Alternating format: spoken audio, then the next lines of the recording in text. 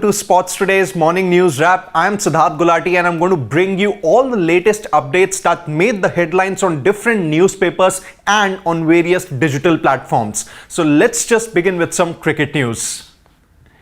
Well, the Indian women's cricket team did not really get off to a proper start in the ICC Women's T20 World Cup that's actually being held in the UAE. They suffered a massive loss at the hands of New Zealand in their tournament opener, a 58-run hammering. And what it has done for the Indian women's cricket team here is that it has put their semi-final chances in jeopardy, because even if they win their remaining 3 games now against Pakistan, that's going to take place tomorrow, Sri Lanka is on Wednesday, October 9th, and against defending champions Australia on October 13th, India would still not be sure of a place in the Final Four, primarily because of the net run rate. So now what India really have to make sure is that they win their remaining 3 games by a big margin and hope that teams like Australia or New Zealand suffer a slip up in any of their remaining games.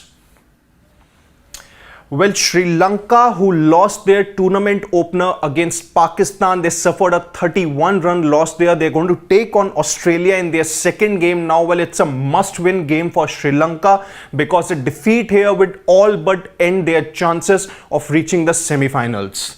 And as far as Bangladesh are concerned, well, they are going to take on England, another formidable team in the ICC Women's T20 World Cup. Well, Bangladesh won their tournament opener against Scotland. It was a 16-run victory at the Sharjah Cricket Stadium, and it ended Bangladesh's 10-year wait of securing a win in the ICC Women's T20 World Cup.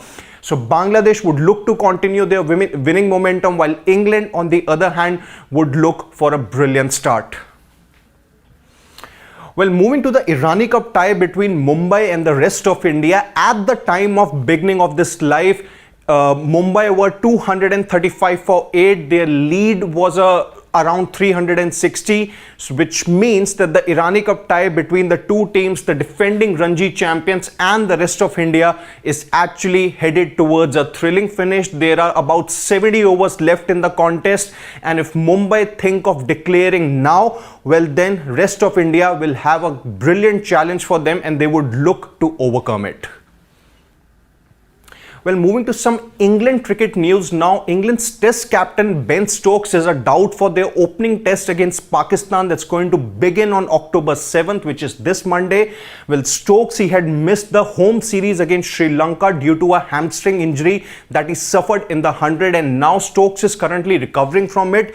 But the latest updates from their practice session, the first practice session after landing in Pakistan, is that he hasn't really practiced at a very grueling rate, and he hasn't really tested himself as far as the bowling is concerned. Well, he's batting well, but then he's not moving that swiftly as far as having the cherry in his hand goes. So that's where Stokes is a doubt, and if he is indeed ruled out of the opening test, Ollie Pope, who led England against Sri Lanka, he's going to continue as England's captain.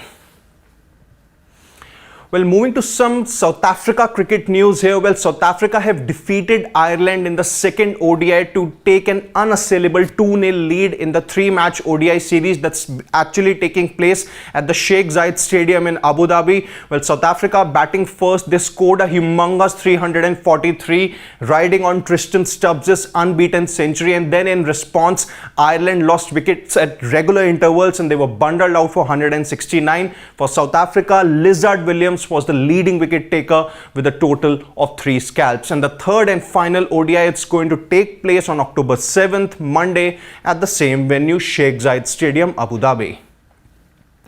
Well, moving to some hockey news now. Well, Hockey India League is actually going to return after almost 8 years now. There are going to be a total of 8 teams in the men's competition and a total of 6 teams in the women's competition. The tournament will begin on December 28 and it's going to last until February 1st. The women's final is going to take place in the last week of January, while the men's final is going to take place on February 1st. Each team can have a squad of up to 24 members with 16 Indian members, which should comprise of a mandatory of 4 juniors, and the remaining 8 will be the overseas stars. Well, now let's just see what the newspapers have to say. Well, India have won their 11th gold medal at the World Junior ISSF, World Championship here. Well, the junior team, they won their 11th gold as in Lima as the trio of Mukesh, Rajvardhan Patil and Harsimar Singh Ratha clinched the team competition in the junior men's 25-meter rapid fire pistol event. Well, in the Global Chess League, Magnus Carlsen he was beaten by Clock there. And as far as the Indian Super League, the India's premier domestic football tournament goes, well, FC Goa and Northeast United, they played a 3-3 draw in Margao on Friday, that is yesterday. So that's about it as far as the morning news wrap is concerned. Do subscribe to Sports Today and stay tuned for all the latest updates and analysis from the sporting world. Until then, on behalf of my producer Pawan, it's Siddharth Gulati saying goodbye.